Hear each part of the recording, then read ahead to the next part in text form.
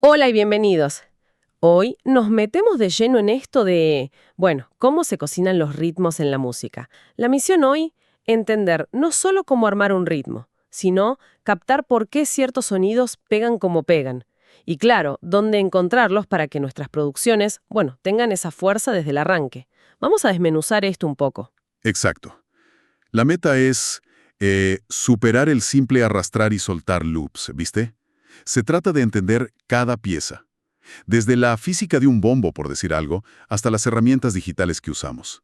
Pensarlo casi como si armáramos una batería real, pieza por pieza, entendiendo su función. Y un punto clave, desde ya. Ojo con el exceso de inforrítmica. A veces menos es más, ¿eh? Sobre todo si la melodía o la armonía ya son densas. Demasiada percusión puede llegar a saturar. Dale, arranquemos por lo básico entonces. ¿Qué hace que un bombo suene a bombo y una caja a caja? O sea, ¿cómo los oímos? Es fascinante cómo el cerebro decodifica eso, ¿eh? El bombo, el kick, lo identificamos por esa mezcla de un golpe inicial agudo, el clic, el ataque, seguido de una resonancia grave, que es el cuerpo. Ocupa casi todo el espectro de frecuencias, de hecho. Ah, mira. Si le quitas los agudos, por ejemplo, suena rarísimo, como un subgrave ahí sin definición, sin pegada. Y es curioso porque podés simular un bombo con un sinte usando un tono puro, una senoidal. ¿En serio? Sí, y le aplicas una caída de tono súper rápida, un pitch envelope que va de agudo a grave rapidísimo. Y el cerebro lo escucha y dice, ah, listo, es un bombo. ¡Qué loco! Sí, intentar afinarlo con una nota exacta es complicado porque muchas veces es más un barrido de frecuencias que una nota fija, ¿entendés? Entendido, entendido. ¿Y la caja? La snare tiene ese sonido tan particular. La caja, la snare, es una combinación.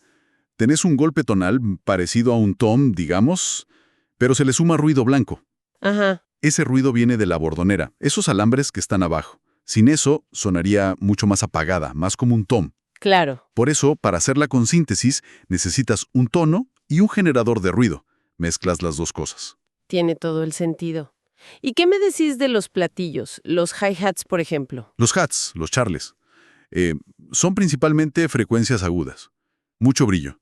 El open hat es básicamente una versión más larga del cerrado. No mucho más misterio. Ok. Y se pueden imitar bastante bien con ruido blanco filtrado, ajustando cuánto dura el sonido, el decay, y bueno. Otros elementos como los toms a menudo tienen un sonido con varios tonos, porque los parches, el de arriba y el de abajo, no suelen estar afinados igual. Eso crea esa resonancia medio particular. Ya veo. Y los platos, los cymbals, también son súper ricos en agudos, sonidos complejos, largos. Bien, bien. Ya tenemos una idea de los componentes sónicos. Ahora la gran pregunta. ¿De dónde sacamos estos ladrillos para construir el ritmo? ¿Usamos librerías de sonidos? ¿Los creamos nosotros? ¿Cómo es la cosa? Mira, hay varias rutas. Las librerías de audio son súper populares, obvio. Pero acá la calidad es rey. Hay que buscar sonidos que sean nítidos, puros, Ajá. que no raspen o suenen débiles, ¿viste? A menos que busques ese sonido sucio a propósito, claro. Pero un mal sample de bombo, por ejemplo, te puede hundir la mezcla entera. Uf, sí, me imagino. Es como grabar con un instrumento desafinado. El buen sonido final empieza con buenos ingredientes, sin duda. Y organizar todo eso debe ser un lío a veces, ¿no? ¿Tantos sonidos? Totalmente. Y para eso existen herramientas como los drum racks. Es un concepto famoso en Ableton, pero la idea está en muchos samplers. Son geniales para organizar tus propios sonidos, ya sean de librerías o que vos mismo creaste. Ah, ok. Tenés todos tus bombos, cajas, hats, todo en un solo lugar, listos para tocar con un teclado MIDI o dibujar las notas. Y una ventaja clave es que evitan un problema común. Algunos programas aplican fades automáticos a los clips de audio si los pones sueltos en la línea de tiempo. ¿Fades automáticos? Sí, como microfundidos al inicio y final del clip. Y eso te puede cortar el ataque inicial, el transiente, del sonido. Especialmente en bombos es fatal. ¡Uy, qué peligro! Exacto. Dentro de un sampler como el drum rack, el sonido se dispara completo, sin esos cortes indeseados. Clarísimo. Y mencionaste crear sonidos. Ahí hablamos de síntesis. Exacto. La síntesis es otra fuente potentísima. Como vimos antes, podemos crear bombos, cajas, hats desde cero con sintetizadores.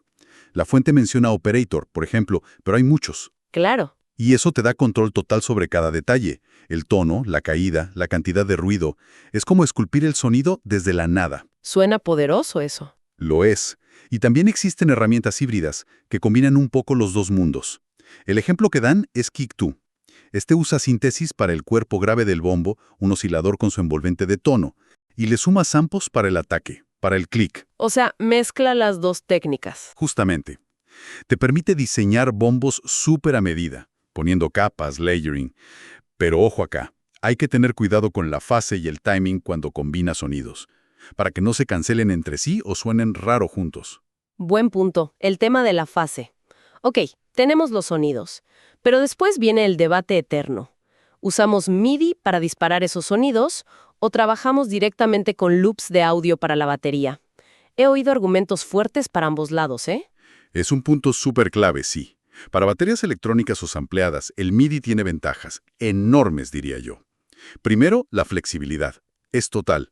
Cambias notas, ajustas la intensidad, la velocity, de cada golpe, muy fácil. Sí, eso es práctico. Segundo, la humanización.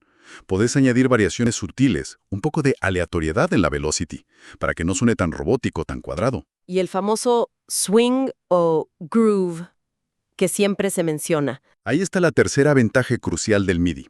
Aplicar swing a datos MIDI es simple. Solo adelanta o retrasa el momento exacto en que suena cada nota. Y lo más importante, no afecta la calidad del sonido en sí.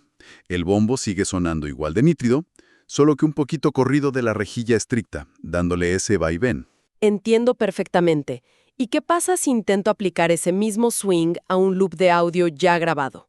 Ahí la cosa cambia. Con el audio, si aplicas swing o cuantizas con groove, eso implica time stretching. ¿Estirar el tiempo? Exacto. El programa estira o encoge digitalmente el audio para que encaje en el nuevo ritmo. Y este proceso, sobre todo si el cambio de tempo o de groove es grande, puede degradar el sonido. Puede meter artefactos raros, ¿viste? Sí, a veces suena como metálico, con ecos raros. Justamente. La fuente menciona que el modo Beats en Ableton suele ser mejor para percusión porque intenta preservar los transientes, el ataque, pero aún así no es perfecto. Y además, volvemos al tema de los fades que pueden cortar el inicio del sonido en clips sueltos. Entonces, ¿por control y calidad de sonido al manipular el ritmo? MIDI con un sampler suele ganar, sí. Te da más libertad sin romper el audio. Clarísimo. MIDI parece la vía para esculpir el ritmo sin dañar el sonido original. Bueno, tenemos los sonidos, elegimos MIDI. ¿Cómo hacemos ahora que todo esto suene compacto, potente, que se sienta bien en la mezcla? Hablemos de procesamiento. Fundamental. Un primer paso que ayuda mucho es acostumbrarse a usar herramientas de análisis. Tipo analizadores de espectro. Exacto. Analizadores de espectro, medidores de fase, búmetros, ayudan a ver qué está pasando con las frecuencias, con el estéreo. Si usas siempre el mismo, te acostumbras a cómo lee el sonido y te ayuda a tomar decisiones. Bien, y la reverb. A veces siento que o embarra todo o me aleja demasiado la batería. Es difícil encontrar el punto. Es un clásico problema, sí. Por eso, con baterías se suele usar en un canal auxiliar, un envío o send. Ajá. Y generalmente se prefieren reverbs cortas, pero el parámetro mágico acá es el pre-delay. Pre-delay. ¿Qué es eso? Es un pequeño silencio, unos pocos milisegundos antes de que empiece a sonar la reverb. Ah. ¿Y qué logra esto? Que el golpe seco inicial, el transiente, pase limpio, suena cercano, definido, y después viene el ambiente de la reverb. Si no pones pre-delay, el sonido se mezcla con la reverb desde el instante cero y se siente más lejano, como más lavado. Qué buen dato. Eso tiene todo el sentido para mantenerla pegada. Totalmente. Y otro buen truco, ecualiza la reverb. Quítale graves para que no enturbie la mezcla y quizás suaviza los agudos si son muy chillones. Genial. Y la EQ. Sé que es clave, pero a veces es como un mar de frecuencias. Si tomamos el bombo como ejemplo, ¿dónde metemos mano? Con la EQ en el bombo, es útil pensar en zonas funcionales, más que en frecuencias exactas que cambian con cada sonido. Están los graves, el peso, el cuerpo. Por ahí abajo, 70-80 Hz, pero puede variar mucho. Ok. Luego los medios bajos medios, digamos entre 150 y 500 Hz. Acá a veces está la madera, pero también una zona medio fangosa o acartonada. Sí, esa zona a veces molesta. Exacto. Y después los agudos, que te dan el clic, la pegada, la definición. La magia muchas veces no está en subirla a los graves a lo loco, sino en quitar un poquito de esos medios, por los 300-500 Hz, por ejemplo. Ah, quitar en vez de poner. Claro, es como hacerle sitio en la mezcla, para que no pelee con el bajo u otros instrumentos. Subir agudos da impacto, sí. Ajustar los graves da cuerpo, pero cuidado con los subgraves descontrolados, que te comen todo el headroom. No hay recetas fijas, depende del sonido y de la canción. El objetivo es que funcione en la mezcla. Entendido. Buscar el espacio y la definición dentro del contexto. ¿Y la compresión? En electrónica a veces se usa de formas, bueno, muy notorias. Cierto, la compresión acá no es solo para controlar picos, como en otros géneros. Es una herramienta para moldear el sonido, para darle forma. Un ataque rápido en el compresor, por ejemplo, aplasta el inicio del sonido, lo suaviza. ¿Ok? Un ataque lento, en cambio, deja pasar ese primer golpe, el transiente, antes de empezar a comprimir. Eso puede realzar la pegada, hacerlo más agresivo. Interesante. Y el release, la relajación, afecta a la cola del sonido, su sustain, cuánto dura después del golpe. Pero lo fundamental, y esto es clave, es ajustar la ganancia de salida, el make-up gain, manualmente, ¿Para qué? para comparar el sonido antes y después de comprimir, al mismo volumen aparente. Si no, siempre te va a sonar mejor lo que suena más fuerte, aunque lo hayas empeorado. Claro, la trampa del volumen. Buenísima recomendación. Y la compresión paralela también es genial para baterías. Mezclar la señal original, seca, con una copia muy comprimida. Añade cuerpo y sustain sin matar el ataque original. Buenísimo. ¿Qué hay de la saturación o distorsión? ¿Es solo para buscar un sonido sucio o roto? Un sonido se perciba como más lleno, más cálido, más emocionante, incluso sin que suene obviamente distorsionado. Ah, mira vos. A menudo se usa un poquito en un grupo de batería, quizás sin incluir el bombo, que es muy sensible en graves, para darle cohesión, carácter, como si fuera un pegamento sonoro que une las partes. Interesante uso, no solo para efectos extremos. ¿Algo sobre el estéreo, el paneo? Sí, claro, la imagen estéreo y el panning. Podemos darle espacialidad al ritmo. Se pueden usar herramientas para crear una sensación estéreo en sonidos que son mono, si querés. O simplemente panear los elementos como en una batería acústica real, el hat a un lado, el ride al otro, los toms distribuidos un poco. ¿Y el bombo y la caja? Esos suelen ir más al centro, ¿no? Para darle solidez y anclaje al ritmo. Tiene lógica. Y lo crucial acá, siempre chequear en mono. Hay que asegurarse de que nada importante desaparezca o suene raro cuando la mezcla se escucha en mono por problemas de fase. Fundamental chequear en mono, sí. Y un último toque que mencionan, que me parece interesante, los fondos, background noise. Añadir capas muy sutiles de algún tipo de ruido de vinilo, de cinta, un ambiente grabado, por debajo de la mezcla. Ruido. ¿Para qué? Puede dar textura a profundidad. Y curiosamente ayuda a que las reverbs digitales suenen más naturales, menos aisladas. Como si todo estuviera sonando en el mismo espacio físico. Le da cohesión. ¡Wow! ¡Qué detalle! Es todo un arsenal, ¿eh? Desde la física del sonido hasta este maquillaje final con ruido de fondo. ¿Mencionan algún truco más? No sé, más creativo. ¿Algo fuera de lo común? Sí, y tiran un par de ideas interesantes. Una es manipular loops de audio de forma creativa. A veces tenés un loop con un groove genial, pero querés más intensidad, más repetición. Ajá. Podés cortar solo la primera mitad del loop, o incluso el primer cuarto, y repetirlo. Creas así un patrón más denso, más machacón, a partir del original. Buena idea para reciclar material. Exacto. Pero al usar loops, importante. Escucha bien si tienen notas musicales que choquen con la armonía de tu canción. O si tienen clics raros en los graves, que a veces pasa. Cierto. Y ojo con el swing propio del loop. Si el loop tiene un groove muy marcado y no encaja con el de tu pista, puede sentirse como que la frena, que no va al mismo paso. Buen punto. El swing del loop. Me gusta esa idea de reciclar partes. ¿Alguna otra chispa creativa que mencionen? Sí, hablan de crear hats sintéticos con ruido blanco. Ah, como dijiste antes. Claro, pero acá le agregan modulación. Modularles el decay, la duración del sonido, con LFOs, que son como perillas automáticas que giran solas o con envolventes. Esto les da movimiento, variación constante. Suenan mucho más vivos, menos repetitivos que un simple sample de hat. Me encanta eso. Darle vida a los hats. Y también tocan el diseño sonoro más extremo. Ponen un ejemplo. Tomar un loop de congas. Congas. Sí, y filtrarlo a lo bestia, quizás con un filtro pasobanda súper cerrado que deje pasar solo una franja mínima de frecuencias. Y a eso meterle un eco medio retorcido, un delay loco, y transformas esas congas en una textura rítmica totalmente nueva y reconocible. ¡Guau!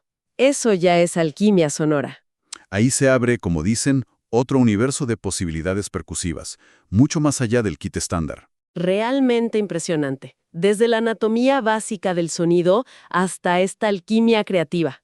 Entonces, si tuviéramos que resumir la gran lección de todo esto que charlamos, ¿cuál sería?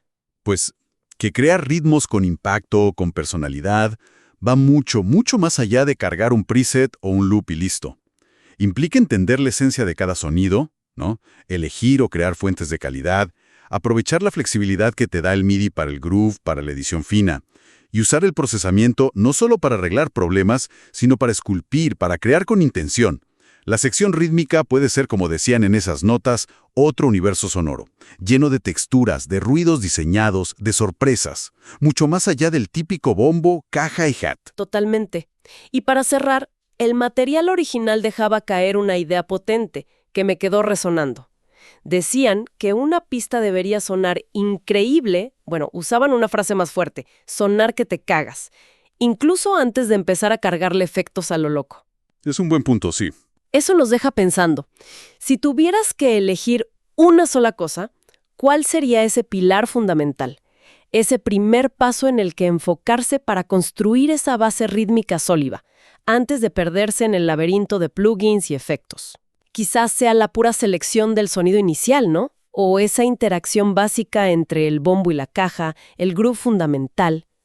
No sé, algo para darle vueltas. Bueno, gracias por acompañarnos en esta exploración a fondo del mundo rítmico. Ha sido súper interesante. ¡Hasta la próxima!